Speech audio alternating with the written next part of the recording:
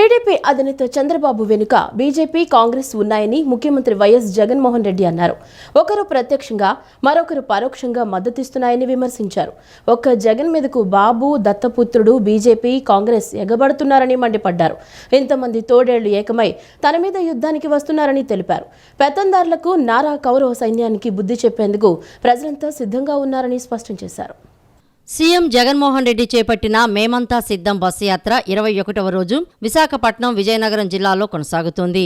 ఈ సందర్భంగా చెల్లూరులో ఏర్పాటు చేసిన భారీ బహిరంగ సభలో సీఎం జగన్ మాట్లాడుతూ ప్రతిపక్ష కూటమిపై నిప్పులు చెరిగారు. ప్రజలను మోసాలతో వంచడమే చంద్రబాబు పని అంటూ ధ్వజమెత్తారు. ప్రజలకు మంచి చేసిన జగన్పై తోడేళ్లు దాడికి దిగుతున్నాయని దుయ్యబట్టారు. మీ బిడ్డకు తోడుగా దేవుడి దయ కోట్ల ప్రజల హృదయాలు ఉన్నాయని అన్నారు. ఎన్నికలప్పుడు కూటమి నమ్మించి మోసం చేస్తుందని మండిపడ్డారు. నమ్మించి మోసం చేసిన కూటమి నేతల్ని 420 అంటారని అన్నారు. చంద్రబాబు వెనుక దత్తపుత్రుడు ఉన్నాడని అన్నారు. ఓవైపు జగన్ ఒక్కడే అయితే మరోవైపు తోడేళ్లు ఏకమయ్యాయని విమర్శించారు. మోసాల బాబుకు బుద్ధి చెప్పేందుకు మీరంతా సిద్ధమా? చంద్రబాబు కూటమికి బుద్ధి చెప్పేందుకు మీరంతా సిద్ధమా అంటూ చెల్లూరు సభకు హాజరైన జనవాహినిని ఉద్దేశించి సీఎం జగన్ ప్రసంగించారు. ఈ ఎన్నికలు రాబోయే 5 ఏళ్ల భవిష్యత్తు అని పేర్కొన్నారు. వస్తువులు ఎత్తుకపోతే దొంగల ముఠా అంటాం, బెదిరించి దోచుకునే వారిని దోపిడీ ముఠా అంటాం. మరి ఎన్నికలప్పుడు నమ్మించి ప్రజలు నమ్మి మోసపోయి పొరపాటున అధికారం ఇస్తే 5 ఏళ్లు మోసం చరిత్ర ఉన్న 3 పార్టీల కూటమిని మనమంతా ఏమనాలి అని అడుగుతా ఉన్నాను.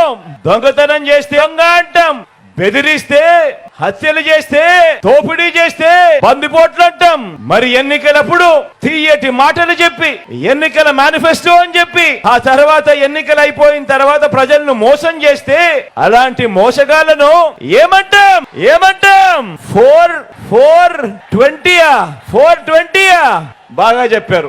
అలాంటి వాళ్ళను 420 అనే అంటారు.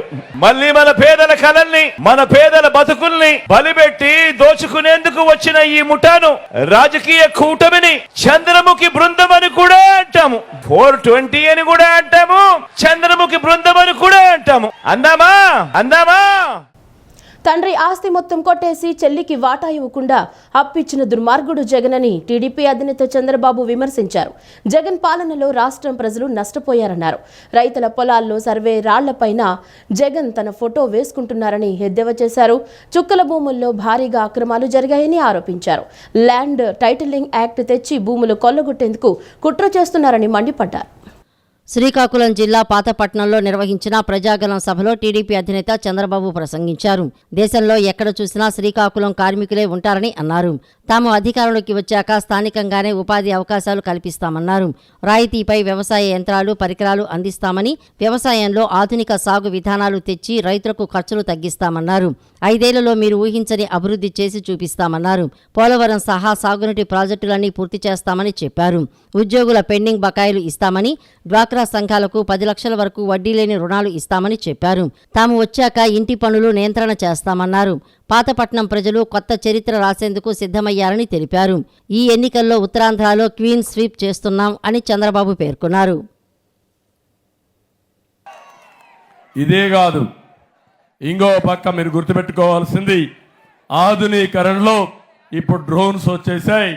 డ్రోన్స్ చూసుకొని ఎక్కడ తెగులుందో డిటెక్ట్ చేసి అక్కడే ఈ పురుగు మందు కూడా కొట్టే పరిస్థితి వస్తుంది. అలాంటి లేటెస్ట్ టెక్నాలజీస్ అన్నీ ఉపయోగించి వ్యవసాయాన్ని ఆధునీకరణ చేస్తాం, వ్యవసాయ ఖర్చులు తగ్గిస్తాం, రైతునే రాజు చేసే బాధ్యత మాదని మరొక్కసారి మీ అందరికీ హామీ ఇస్తున్నా. భరోసా 2 ఏం తమ్ముళ్ళు, పన్నుల బాధుడు, ఛార్జీల మోత, మీ జీవన ప్రమాణాలు తగ్గిపోయినాయా లేదా అని అడుగుతున్నా. ఎన్నిసార్లు కరెంటు ఛార్జీలు పెంచారని మిమ్మల్ని అడుగుతున్నా. ఎన్నిసార్లు? 9 సార్లు పెంచారా లేదా? 200 రూపాయల కరెంట్ ఎంత అయింది తమ్ముళ్ళు? 1000 రూపాయలు అయిందా లేదా? బాగా పెరిగిందా లేదా? ఎన్నికల ముందేం చెప్పాడు? కరెంటు ఛార్జీలు తగ్గిస్తానాడా లేదా? నేనున్నప్పుడు పెంచానని అడుగుతున్నా. అందుకే నేను ఒకటి చెప్తున్నాను, భవిష్యత్తులో విద్యుత్ ఛార్జీలు పెంచను, సోలార్ విద్యుత్తు ఇతర సంస్కరణ తీసుకొస్తా. మీ పంప్ సెట్ ఉంటే అక్కడనే సోలార్ పంపిస్తా, దాని ద్వారా నీళ్లు తోలుకోవచ్చు, మీ ఇంటికి కూడా కరెంటు వాడుకోవచ్చు, మిగిలిన కరెంటు గ్రిడ్కి ఇవ్వచ్చు, అవసరమైతే 10 రూపాయల ఆదాయం వచ్చే పరిస్థితి నేను తీసుకొస్తానని రైతాంగానికి విజ్ఞప్తి చేస్తున్నా. 5 ఏళ్లలో ఒక్క జాబ్ క్యాలెండర్ కూడా ఇవ్వలేని జగన్ మళ్లీ ప్రజల్ని మోసం చేయడానికి సిద్ధమంటున్నారని ఏపీ పీసీసీ అధ్యక్షురాలు షర్మిల ఎద్దేవా చేశారు. ప్రజల అవసరాలు పట్టించుకుని వైకాపా ఎమ్మెల్యేలకు జనం ఎందుకు ఓట్లు వేయాలని ప్రశ్నించారు. రాష్ట్రానికి ప్రత్యేక హోదా వచ్చి ఉంటే యువతకు ఉద్యోగాలు వచ్చేవని, హోదా పేరుతో జగన్ ఓట్లు వేయించుకున్నారే తప్ప దాని గురించి కేంద్రాన్ని ఒక్కసారి కూడా నిలదీయలేదని మండిపడ్డారు. బాపట్ల జిల్లా కర్లపాలెంలో నిన్న జరిగిన బహిరంగ సభలో ఏపీ పీసీసీ అధ్యక్షురాలు షర్మిల ప్రసంగించారు. బాపట్ల ఎమ్మెల్యే కోన రఘుపతి ఇసుక మాఫియాగా మారారని, ఖాళీ స్థలం కనిపిస్తే కబ్జా చేస్తున్నారని ఆరోపించారు. పేదల ఇళ్ల స్థలాలకు భూముల కొనుగోలు పేరిట భారీ దోపిడీ చేశారని విమర్శించారు. పులి పులి అని చెప్పుకునే జగన్ పిల్లిలా మారి భారతీయ జనతా పార్టీ కొంగు పట్టుకుని తిరుగుతున్నారని ఎద్దేవా చేశారు. రైతుల సంక్షేమాన్ని ఏమాత్రం పట్టించుకొని జగన్ వైఎస్ వారసుడు ఎలా అవుతారని ప్రశ్నించారు. ఎన్నికల వేళ సిద్ధం అంటున్నారు, దేనికి? మళ్లీ 7 లక్షల కోట్లు అప్పు చేయటానికి సిద్ధమా అని ప్రశ్నించారు. జగన్ స్వయంగా తయారు చేసిన మద్యం రాష్ట్రంలో అమ్ముతున్నారని, చిత్ర విచిత్రమైన పేర్లతో నాసిరకం మద్యాన్ని అమ్మి ప్రజల్ని చంపేస్తున్నారని ధ్వజమెత్తారు. ఏటా జాబ్ క్యాలెండర్ ఇస్తామన్న జగన్ 5 ఏళ్లలో ఒక్క జాబ్ క్యాలెండర్ కూడా ఎందుకు ఇవ్వలేకపోయారని నిలదీశారు.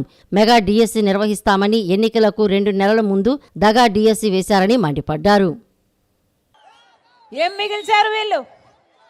మిగిల్చారు? కనీసం చెప్పుకోవడానికి మా రాజధాని ఇది అని తలెత్తుకొని చెప్పుకోవడానికి ఒక్క రాజధాని కూడా 10 సంవత్సరాలైనా నిర్మించుకోలేకపోయామంటే వీళ్ళు ఏం నాయకులు? ఎందుకేయాలి వీళ్ళకు ఓట్లు? మనకు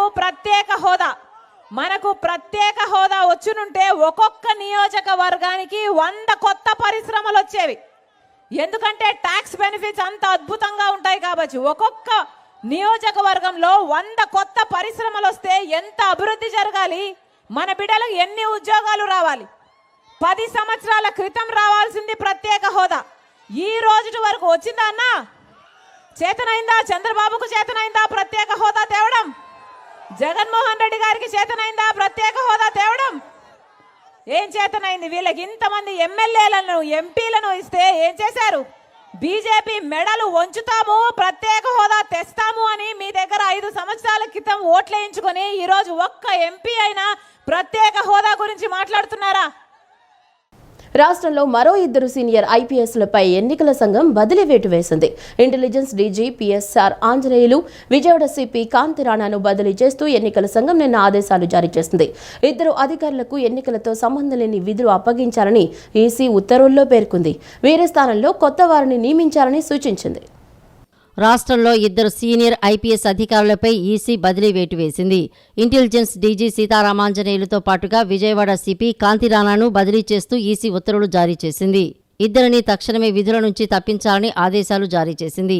2 ఎన్నికల విధులకు కూడా దూరంగా ఉంచాలని ఈసీ పేర్కొంది. డీజీ పిఎస్ఆర్ ఆంజనేయులపై ఈసీకి పలుమార్లు ఫిర్యాదులు అందాయి. బదిలీ చేసిన 2 స్థానంలో కొత్త వారిని నియమించాలని ఈసీ తన ఆదేశాల్లో పేర్కొంది. తాను స్థానికుడినే అని, కృష్ణా జిల్లాలోనే పుట్టాను, ఇక్కడే చదివానని పశ్చిమ నియోజకవర్గ బీజేపీ అభ్యర్థి సుజనా చౌదరి పేర్కొన్నారు. స్థానికుడిగా చెప్పుకుంటున్న వైసీపీ అభ్యర్థి ఇక్కడ ఏం అభివృద్ధి చేస్తారో చెప్పాలని డిమాండ్ చేశారు. వర్తక వ్యాపారుల జీవన ప్రమాణాలు పెంచే విధంగా పనిచేస్తానని వెల్లడించారు. ఎన్నికల ప్రచారం కార్యక్రమంలో భాగంగా విజయవాడ పశ్చిమ నియోజకవర్గం బీజేపీ అభ్యర్థి సుజనా చౌదరి పంజా సెంటర్లోని కృష్ణవేణి హోల్సేల్ వర్తక వాణిజ్య కేంద్రంలో పర్యటించారు. ఈ సందర్భంగా వర్తక వాణిజ్య వ్యాపార షాపులోకి వెళ్లి రానున్న ఎన్నికల్లో బీజేపీ అభ్యర్థిగా పోటీ చేస్తున్న తనను కమలం గుర్తుపై ఓటు వేసి గెలిపించాలని, అలాగే ఎంపీ అభ్యర్థిగా పోటీ చేస్తున్న కేసినేని చిన్నిని సైకిల్ గుర్తుపై ఓటు వేసి గెలిపించాలని అభ్యర్థించారు. అనంతరం ఆయన మీడియాతో మాట్లాడుతూ వర్తక వాణిజ్య వ్యాపార కేంద్రాలకు విజయవాడ 1 టౌన్ ముఖ్య కేంద్రమని అన్నారు. ఈ ప్రాంతంలో చాలా చిన్న సమస్యలు ఉన్నాయని, వాటిని ఎన్నికలు పూర్తయిన వెంటనే పరిష్కరిస్తానని హామీ ఇచ్చారు. దుకాణంలో పనిచేసే వారి జీవన ప్రమాణాలు పెంచుతామని పేర్కొన్నారు.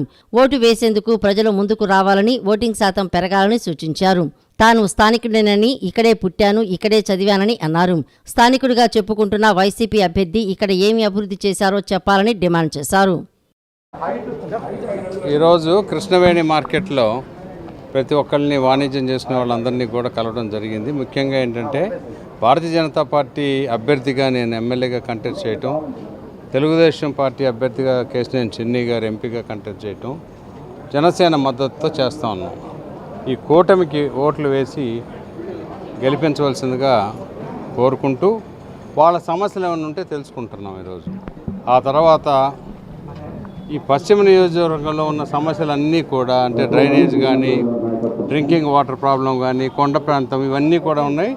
ఈ వ్యాపారస్తులు కూడా చెప్తున్నాం అవే. వాళ్ళకి ఏంటంటే వాళ్ళ దగ్గర పనిచేసే వాళ్ళు, ముఠా వాళ్ళు అందరూ ఉన్నారు. వాళ్ళ జీవన ప్రమాణాలు కూడా పెరగాలి. ఆ దిశగా మీరు మనం ఎమ్మెల్యేగా గెలిచినాక, ఎన్డీఏ ప్రభుత్వాలు ఏర్పడినాక అవన్నీ కూడా చేసి సపోర్ట్ చేయమని అడుగుతున్నారు. వాటన్నిటికి కూడా మేము సమ్మతంగానే ఉన్నాం. కానీ ఓటు వేసే రోజున మాత్రం పర్సంటేజ్ పెరగాలి. ఆ రోజు సెలవు కాబట్టి అందరూ ఓటుని నెగ్లెక్ట్ చేయొద్దనే విషయం ఒకటి చెప్పు. నేను స్థానికునే కదా, అంటే ఇద్దరం స్థానికులమే. మా ఇద్దరిలో ఎవరు మంచో వాళ్ళకి ప్రయారిటీ ఇస్తారు ఓటర్లు. ఆయన స్థానికుడే ఉండొచ్చు, నేనైతే స్థానికుడిని, ఇక్కడే పుట్టాను, కృష్ణా జిల్లాలో చదువుకున్నాను చిల్డ్రన్స్ మోడల్ స్కూల్లో. కాబట్టి స్థానికత కోసమే ఓట్లు వేస్తే వాళ్ళు ఏం చేస్తారో చెప్పమనండి, నేనేం చేస్తానో చెప్తున్నాను. ఓకే. కృష్ణా జిల్లా గన్నవరం నియోజకవర్గంలో టీడీపీ కూటమి అభ్యర్థి యార్లగడ్డ వెంకట్రావు సమక్షంలో పెదౌటిపల్లి గ్రామానికి చెందిన వైసీపీ శ్రేణులు టీడీపీ తీర్థం పుచ్చుకున్నారు. తెలుగుదేశం పార్టీ చేరిన వారిలో మాజీ ఎంపీపీ గొట్టుముక్కల సీతమహాలక్ష్మి, మాజీ ఎంపీటీసీ గొట్టుముక్కల కృష్ణారావు, సీనియర్ కాంగ్రెస్ నాయకురాలు మాజీ ఎంపీటీసీ వేగే బేబీ సరోజిని, సూర్యదేవర రమణతో పాటు పలువురు శ్రేణులకు కండువా కప్పి పార్టీలోకి సాదరంగా ఆహ్వానించారు. గన్నవరం నియోజకవర్గం మార్పు మొదలైందన్నారు. గన్నవరం ఎమ్మెల్యేగా తనని గెలిపిస్తే ఎటువంటి అవినీతి లేకుండా అభివృద్ధి చేసి నియోజకవర్గాన్ని నెంబర్ 1 స్థానంలో నిలబెడతారని హామీ ఇచ్చారు. ఉంగుటూరు మండలం పెదవడిపల్లి గ్రామం నుంచి మొట్టమొదటి ఎంపీటీసీ సభ్యుల గ్రామం నుంచి వేగే బేబీ సరోజిని గారు ఆ రోజున కాంగ్రెస్ పార్టీ నుంచి ఎన్నికైన ఆవిడ. అలాగే ఎక్స్ఎంపీపీ ఉంగుటూరుగా పనిచేసిన గొట్టుముక్కల సీతారామమ్మ గారు, అలాగే ఎంపీటీసీగా పనిచేసిన గొట్టుముక్కల కృష్ణారావు గారు, అలాగే మైనార్టీ సోదరులు, బీసీ సోదరులు ఈరోజు తెలుగుదేశం పార్టీలో చేరినందుకు అందరూ మనస్ఫూర్తిగా తెలుగుదేశం పార్టీలకు ఆహ్వానిస్తూ రాబోయే కాలంలో గన్నవరం నియోజకవర్గాన్ని నెంబర్ 1గా నిలబడతా తప్ప నేను ఎలాంటి పనికిమాల పనులు చేయడానికి రాజకీయాల్లో రాలేదు. అలాగే రాబోయే కాలంలో కేడీసీసీ బ్యాంక్ నెంబర్ 1గా ఎలా అయితే పెట్టానో దేశంలో గన్నవరం ప్రాంత అభివృద్ధికి, గన్నవరం నియోజకవర్గం అభివృద్ధి చేయడానికి నేను సైతం నాతో కలిసి వచ్చినందుకు అందరికీ మనస్ఫూర్తిగా నా నమస్కారాలు తెలియజేస్తూ మేమందరం కలిసి గన్నవరాన్ని ప్రశాంతమైన గన్నవరం నియోజకవర్గం ఏర్పాటు చేసేందుకు, అలాగే గన్నవరం నెంబర్ 1 స్థానంలో నిలబెట్టేందుకు మేమందరం కలిసి పనిచేస్తాం. బాపులపాడు మండలం వేలేరులో గన్నవరం ఎమ్మెల్యే వల్లభనేని వంశీ నిన్న ఎన్నికల ప్రచారం నిర్వహించారు. ప్రచారం అనంతరం సేరి నరసింహపాలెం సర్పంచ్ అడప అంజిబాబు కొంతకాలంగా అనారోగ్యంతో ఉండడంతో పరామర్శించారు. అనంతరం మీడియాతో మాట్లాడుతూ గన్నవరం నియోజకవర్గంలో 20 సంవత్సరాల నుంచి రాజకీయాల్లో ఉన్నానని చెప్పారు. వైసీపీ పార్టీ ఆవిర్భావం నుంచి డాక్టర్ దుట్టా రామచంద్రరావు వైసీపీలో ఉన్నారని, ఆయనకు మాకు ఎటువంటి విభేదాలు లేవన్నారు. నామినేషన్ అనంతరం నాతో పాటు ఎన్నికల ప్రచారానికి దుట్టా రామచంద్రరావు పాల్గొంటారన్నారు. గన్నవరం నియోజకవర్గంలో ఎల్లలు కూడా తెలియని వాళ్లు తన గురించి విమర్శలు చేసే స్థాయి కాదన్నారు. తెలుగుదేశం పార్టీకి గన్నవరంలో కార్యాలయం అనేది అసలుకి ఉందా అని ప్రశ్నించారు. అసలు పోటీ చేసే నాయకుడు అమెరికాలో ఉంటాడో, మరి ఏ దేశంలో ఉంటాడో వారికే తెలియాలన్నారు. జగన్మోహన్ రెడ్డి గారు పార్టీ పెట్టినప్పటి నుంచి కూడా డాక్టర్ గారు దాంట్లో ఆల్మోస్ట్ ఈ నియోజకవర్గంలో వ్యవస్థాపక సభ్యులు, సీనియర్ నాయకులు. 2014లో కూడా ఈ నియోజకవర్గంలో పోటీ చేశారు కదా. 19లో వెంకట్రావు గారు వచ్చినప్పుడు కూడా ఆయనకి నియోజకవర్గంలో ఆయనే ఉండి నడిపించారు వైసీపీని. తర్వాత నేను తెలుగుదేశం నుంచి వైసీపీలోకి రావటం, కొంతకాలం చాలా మంచి వాతావరణం ఉన్నా కూడా చిన్న చిన్న పొరపాట్ల వల్ల చిన్న డిఫరెన్స్ రావటం, దానివల్ల గ్యాప్ వచ్చింది. బట్ డాక్టర్ గారికి అయితే ఆయన కమిట్మెంట్ విషయంలో కానీ, ఆయన సిన్సియారిటీ విషయంలో కానీ ఎవరికి నియోజకవర్గంలో సందేహం లేదు. ఆయన వైఎస్ఆర్ కాంగ్రెస్ పార్టీకి పనిచేస్తారు, పనిచేయటం కాదు నాయకత్వం వహిస్తారు. ఆయన నాయకత్వంలో మేము పనిచేస్తామని కూడా ముఖ్యమంత్రి గారు దగ్గర డిస్కషన్లో మేము చెప్పడం జరిగింది.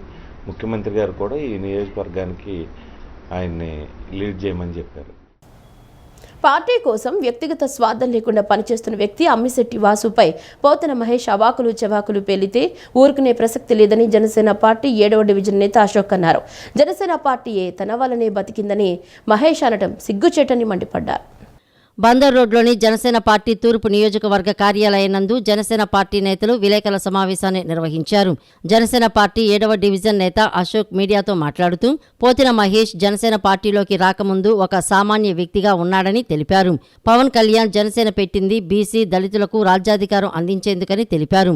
రాష్ట్రంలో ఎవరికీ ఇవ్వని విధంగా పోతిన మహేష్ కు అధికార ప్రతినిధి, నగర అధ్యక్షుడు, పశ్చిమ ఇన్ఛార్జి అని 3 ఉన్నతమైన పదవులు ఇచ్చారని చెప్పారు. అన్నీ అనుభవించి ఇప్పుడు వైసీపీ పార్టీలో చేరి పవన్ కళ్యాణ్ మీదనే విమర్శలు చేస్తున్నారు. జనసేన పార్టీ తన వల్లనే బ్రతికిందని మహేష్ అనడం సిగ్గుచేటని పేర్కొన్నారు. ఒకరోజైనా మహేష్ 3 నియోజకవర్గాల కార్యకర్తలతో సమావేశం ఏర్పాటు చేశారా అని ప్రశ్నించారు. రాష్ట్ర కార్యదర్శి అమ్మిశెట్టి వాసుపై పోతిన మహేష్ చెంచాల చేత విమర్శలు చేయిస్తున్నారని ఆగ్రహం వ్యక్తం చేశారు. చికెన్ వ్యాపారం చేసే ఆయన కియా కార్ ఎలా కొన్నారు, పిచ్చి పిచ్చిగా మాట్లాడుతున్నారని చెప్పారు. మీరు చేసిన ఒక ఆరోపణలైనా నిరూపించగలరా అని ప్రశ్నించారు. వైసీపీ నాయకులు రాసిన స్క్రిప్టును పోతిన మహేష్ చదువుతున్నారని చెప్పారు. ప్రజా సమస్యలపై పోరాడినప్పుడు మాత్రమే ఆయనపై కేసులు నమోదయ్యాయని అన్నారు. ఎంతమంది బీసీలకు, ఎంతమంది ఎస్సీలకు మీరు పదవులు ఇచ్చారో సమాధానం చెప్పాలి. అలానే పోతిన మహేష్ గారు మాట్లాడుతూ జనసేన పార్టీ పవన్ కళ్యాణ్ గారు బీసీలని తడిగుడ్డ లేకుండా గొంతు కోసారని చెప్పేసి మాట్లాడుతున్నారు. తడిగుడ్డ లేకుండా గొంతు కోసే వాళ్ళైతే ఈరోజు మీరు ఈ స్థాయిలో ఉండేవాళ్ళ? అలానే ఒక నాయకుడిగా పేరు పొంది మీరు వేరే పార్టీ దగ్గర భారీ ప్యాకేజ్ తీసుకొని వెళ్ళేవాళ్ళ అని మీరు సమాధానం చెప్పాలి. అలానే నగర అధ్యక్షుడి పదవి ఇచ్చి 3 నియోజకవర్గాల్ని సమన్వయపరచండి, 3 నియోజకవర్గాల్లో పార్టీని బలోపేతం చేయమని పవన్ కళ్యాణ్ గారు పదవి ఇచ్చారు. ఈయన మాట్లాడుతూ జనసేన పార్టీ బతికిందే నా వల్ల అని చెప్పి తిరుగుతున్నాడు ఈయన. అనంతరం జనసేన పొలిటికల్ అఫైర్స్ సంయుక్త కార్యదర్శి అనిత మాట్లాడుతూ పవన్ కళ్యాణ్ రాజకీయ భిక్ష పెట్టకపోతే నేడు పోతిన మహేష్ ఎవరు అని ప్రశ్నించారు. పవన్ పై విమర్శలు చేయటం హేయమైన చర్య అని అన్నారు. జనసేన పవన్ దేవుడు అన్న వ్యక్తికి ఇప్పుడు అదే వ్యక్తి రాక్షసుడు ఎలా అయ్యారని మండిపడ్డారు. అవాకులు చవాకులు పేలితే ఊరుకునే ప్రసక్తే లేదని అన్నారు. ఇష్టం వచ్చినట్టుగా ప్రతిదీ కూడా ఆయన ఏదో మిమ్మల్ని మోసం చేశారు అనేసి ప్రతిదీ కూడా ఆయన విమర్శిస్తున్నారు. ఆయన గనక పవన్ కళ్యాణ్ గారు గనక మీరు తలుచుకుంటే ఆయన మిమ్మల్ని ఏవైనా చేయగలరు. కానీ పవన్ కళ్యాణ్ గారు మీరు వలస వెళ్ళిపోయారు. వలస వెళ్ళిపోయినప్పుడు మీరు అంతటితోనే ఉండండి. పవన్ కళ్యాణ్ గారి గురించి మీరు ఎందుకు మాట్లాడుతున్నారు? నేను ఎంతసేపు కాపు నాయకుడిని, కాపులు నన్ను దత్తత తీసుకున్నారని ఎన్నో మాటలు చెప్పేవాళ్ళు. అలాంటి కాపుల్ని మీరు విపరీతంగా విమర్శిస్తున్నారు. ఎందుకంటే మీకు సీటు రాలేదని. కేవలం పవన్ కళ్యాణ్ గారు సీటు ఇవ్వకపోతేనే మీరు ఈ విధంగా ప్రవర్తిస్తున్నారు. పవన్ కళ్యాణ్ గారు జనసేన పార్టీలో నేను ఉన్నప్పుడు నాకు పవన్ కళ్యాణ్ గారు దేవుడు అని చాలా చక్కగా చెప్పేవాళ్ళు. ఈ రోజున పవన్ కళ్యాణ్ గారు సీటు ఇవ్వకపోవడం వల్ల మీరు రాక్షసుడు అయిపోయారు. జగన్ బస్సు యాత్ర ప్రజాదరణ లేక తుస్సు యాత్రగా మారిందని తెలుగుదేశం అధికార ప్రతినిధి పట్టాభిరామ్ విమర్శించారు. రాష్ట్ర వ్యాప్తంగా ఈ 5 ఏళ్లలో వైకాపా నేతలు భారీ అవినీతికి పాల్పడ్డారని, ఆ వాటా లెక్కలు తేల్చుకోవడానికే ప్రతి జిల్లాలోనూ సీఎం జగన్ బస్సు యాత్ర చేస్తున్నారని ఆరోపించారు. వత్స కుటుంబం దోచిందెంత, జగన్కు రావాల్సిందెంత అనేది విజయనగరం జిల్లా పర్యటనలో తేల్చుకుంటారని పట్టాభి అన్నారు. తెలుగుదేశం పార్టీ అధికార ప్రతినిధి పట్టాభిరామ్ విలేకరుల సమావేశం నిర్వహించారు. సమావేశంలో ఆయన మాట్లాడుతూ బొత్స సత్యబాబు, చిన్న సీను, అప్పల్ నరసయ్య, అప్పల్ నాయుడు తదితర నేతలు దోచిన లెక్కలు తేల్చి తన వాటా వసూలుకే జగన్ రెడ్డి విజయనగరం వచ్చాడని పట్టాభిరామ్ ధ్వజమెత్తారు. వైజాగ్ స్టీలుకు క్యాప్టెన్ మైన్ గా ఉన్న గర్భాన్ మాంగనీస్ మైన్ను సత్యబాబు కుటుంబం కబ్జా చేసిందని ఆయన ఆరోపించారు. 2022 అక్టోబర్లో గర్భాన్ మాంగనీస్ మైన్ లీజును విశాఖ ఉక్కు పరిశ్రమకు ఎందుకు రెన్యువల్ చేయలేదని ప్రశ్నించారు. పొంగనూరు పుడింగి, పెద్దిరెడ్డి రామచంద్రారెడ్డి, సత్యబాబులు విశాఖ స్టీలుకు మాంగనీస్ మైన్ లీజును పొడిగించకుండా తొక్కిపెట్టారని మండిపడ్డారు. మైన్ గడువు ముగియడంతో వైజాగ్ స్టీల్ బహిరంగ మార్కెట్లో మాంగనీస్ టన్ను 14 నుంచి 15,000 పెట్టి కొనాల్సి వస్తోందని, విశాఖ స్టీల్ వారు మాంగనీస్ మైన్ లీజు రెన్యువల్ చేయాలని 12 లేఖలు రాసినా జగన్ రెడ్డి పట్టించుకోలేదని విమర్శించారు. దోపిడీకి తెరదించాల్సిందే. ఆయనకి తెలిసి అయిపోయిందిరా బాబు, అవకాశం ఒక్క ఛాన్స్ అని అడిగాము. రాష్ట్రాన్ని నాశనం చేసి మొత్తం రాష్ట్రానికి గుండు కొట్టించడానికి, రాష్ట్రంలో ఉన్నటువంటి సంపద దోచుకోవడానికి ఒక ఛాన్స్ అడిగాను. పాప అమాయకులు నా మాటలు నమ్మేసి ఒక ఛాన్స్ ఇచ్చారు ప్రజలు.